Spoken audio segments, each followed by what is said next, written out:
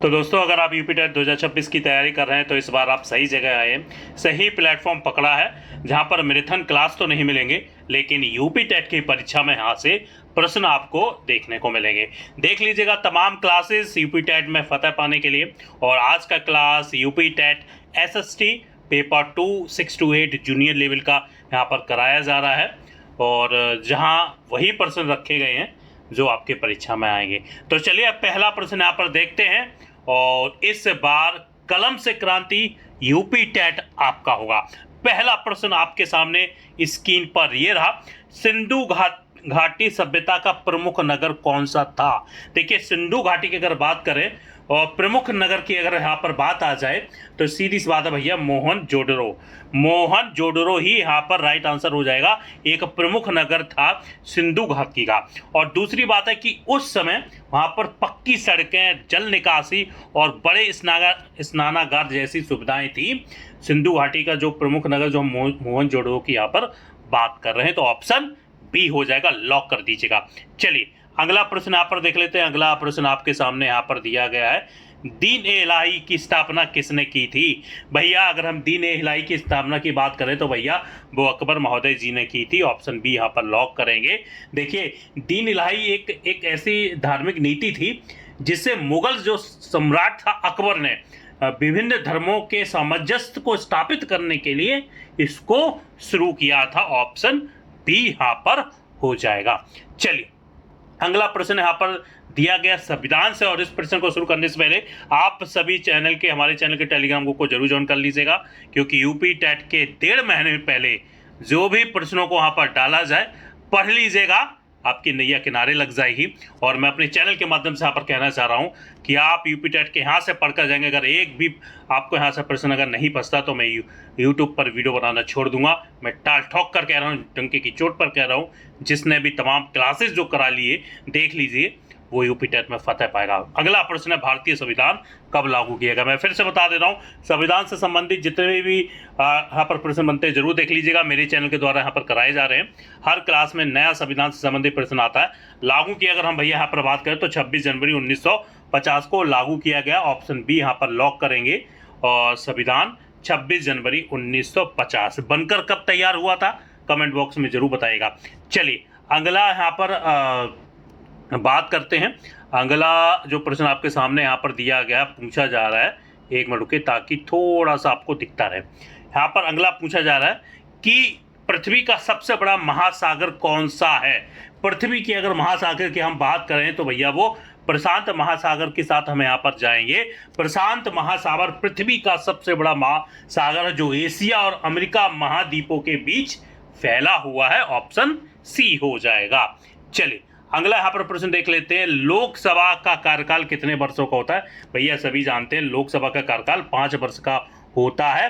और कोई भी अगर मान लीजिए कोई ऐसी विशेष परिस्थिति बनती है तो इससे पहले भी भंग किया जाता है, ध्यान रखिएगा। ऑप्शन अगर हम यहाँ पर नीचे जाएंगे तो 5 वर्ष यहाँ पर देखने को मिलेगा।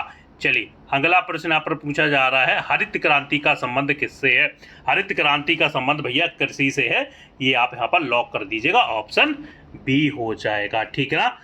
अगला प्रश्न यहाँ पर देख लेते हैं। अगला प्रश्न आपके सामने यहाँ पर दिया गया। चलिए मैं थोड़ा सा आपको दिखाने लायक यहाँ पर कर दूँ ताकि सारी चीज़ें क्लियर दिखती रहें, ठीक है। यहाँ पर पूछा जा रहा है कि भारत का सबसे बड़ा राज्य क्षेत्रफल के अनुसार यहाँ पर पूछा जा रहा है दोस्तों। तो भारत का सबसे बड़ा राज्य जो क्षेत्रफल के हिसाब से हो जाता है वो है राजस्थान। राजस्थान यहाँ पर राइट आंसर यहाँ पर हो जाएगा, ठीक है ना। ध्यान रखिएगा, उत्तर प्रदेश के नहीं, आप गलत मत कीजिएगा। बहुत से बच्चे गलत कर देते हैं, उत्तर प्रदेश लगा देते हैं, लेकिन क्षेत्रफल के अनुसार से राजस्थान यहाँ पर राइट आंसर होता है। चलिए जलवायु परिवर्तन का मुख्य कारण क्या। भैया जो जलवायु परिवर्तन हो रहा है उसका मुख्य कारण तो सभी जानते हैं, वनों की कटाई, जिसके कारण कार्बन डाइऑक्साइड बढ़ती जा रही है। जो आप देख रहे होंगे कि कितनी गर्मी पड़ती है, तो भैया वनों की कटाई यहाँ पर लॉक कर देंगे, ऑप्शन नंबर 1 के साथ चले जाएंगे। चलिए अगला प्रश्न यहाँ पर देख लेते हैं, UP TET SST paper 2 junior level के लिए पंचायती राज का यहाँ पर प्रश्न आया है। पंचायती राज व्यवस्था का संबंध किससे है।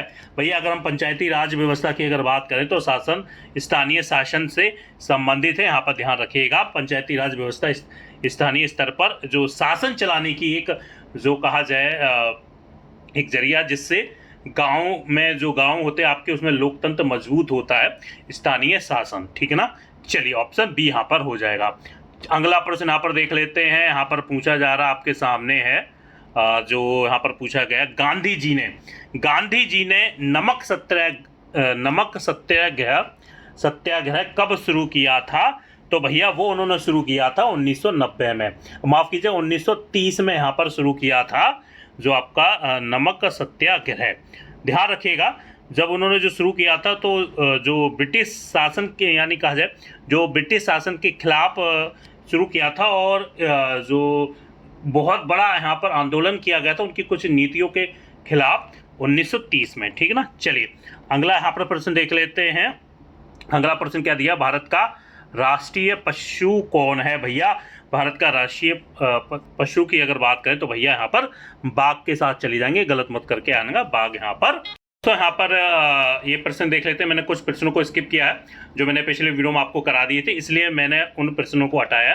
प्रश्न संख्या 15 से यहाँ पर लेकर आए हैं, और वो प्रश्न कुछ ऐसे प्रश्न थे जो कई बार रिपीट हो चुके थे। तो चलिए ये प्रश्न यहाँ से है जो कहीं ना कहीं यूपी टेट के लिए काफ़ी महत्वपूर्ण है। कपास, यानी माफ कीजिएगा, काली मिट्टी किस फसल के लिए प्रसिद्ध है? भैया काली मिट्टी की अगर बात करें जिस फसल के लिए प्रसिद्ध है वो है कपास के लिए प्रसिद्ध है। क्यों प्रसिद्ध है काली मिट्टी? देखिए काली मिट्टी कपास की खेती के लिए सबसे उपयुक्त इसलिए मानी जाती है क्योंकि इसमें जो ये मिट्टी है इसमें नमी लंबे समय तक ये इसमें रह पाती है, यानी ये लंबे समय तक नमी बनाए रखती है, इसलिए काली मिट्टी कपास के लिए सबसे उपयुक्त मानी जाती है। चलिए अगला प्रश्न आप देख लेते हैं। भारत में सबसे अधिक वर्षा कहाँ होती है? भैया भारत में अगर हम सबसे अधिक वर्षा की बात करें तो इस प्रश्न का राइट आंसर जरूर बताएगा, लेकिन हम यहाँ पर बताने जा रहे हैं ऑप्शन नंबर चली जाएंगे, हम बी के साथ चली जाएंगे, चेरापूंजी। चेरापूंजी में सबसे अधिक यहाँ पर होती है, पंजाब में नहीं। यहाँ पर अगर ऑप्शन देखें तो बिल्कुल उपयुक्त आपका बी हो जाएगा। ठीक है ना। चलिए, और जो कहाँ पर स्थित है, एक प्रश्न यहाँ से भी बन सकता है, चेरापूंजी कहाँ है? चेरापूंजी जो मेघालय राज्य में स्थित है, ये आपको भी ध्यान में रखना, कभी पूछ लिया जाए कि चेरापूंजी कहाँ, तो मेघालय राज्य में आपको देखने को यहाँ पर मिल जाता है। चलिए भैया अगला प्रश्न देख लेते हैं। अगला प्रश्न काफ़ी अच्छा है और SST पेपर 2 जूनियर लेवल के लिए, और मैंने आपको बोला ही है जो भी आप पढ़ेंगे यहाँ पर परीक्षा में यहाँ पर आपको देखने को मिलेगा। अगर नहीं मिलता है तो मैं यूट्यूब यहाँ पर चलाना छोड़ दूंगा। राज्यपाल किसका प्रमुख होता है? भैया राज्यपाल की अगर हम बात करें तो भैया राज्यपाल केंद्र सरकार का प्रतिनिधित्व करता है, वह राज्य के केंद्र सरकार का, तो राज्य का यहाँ पर हो जाता है ऑप्शन नंबर ए यहाँ पर हो जाएगा। ठीक है ना, ऑप्शन नंबर ए हो जाएगा बिल्कुल सही। ठीक है। चलिए अगला प्रश्न यहाँ पर देख लेते हैं। अगला प्रश्न आपका क्या हो जाएगा, उद्योग का मुख्य उद्देश्य क्या होता है? भैया उद्योग का मुख्य उद्देश्य तो होता है भैया सीधी सी बात है, उत्पादन करना ही होता है। ऑप्शन बी हो जाएगा, शिक्षा के साथ नहीं चाहेंगे शासन करने, क्योंकि उद्योग है तो उत्पादन से ही यहाँ पर संबंधित हो जाएगा। चलिए अगला प्रश्न यहाँ पर देख लेते हैं, 1 मिनट माफ कीजिए। तो यहाँ पर जो अगला प्रश्न आपका आया संविधान। देखिए मैं आपसे फिर से कहना चाह रहा हूँ, संविधान से संबंधित जितने भी प्रश्न जरूर पढ़िएगा। अगर आप यूपी टेट SST का पेपर 2 यहाँ पर आप तैयारी कर रहे हैं, यहाँ से प्रश्न बनेगा। मैं डंकी की चोट पर कह रहा हूँ, यहाँ से अगर आप ये टॉपिक को छोड़ते तो बहुत कुछ छोड़ेंगे।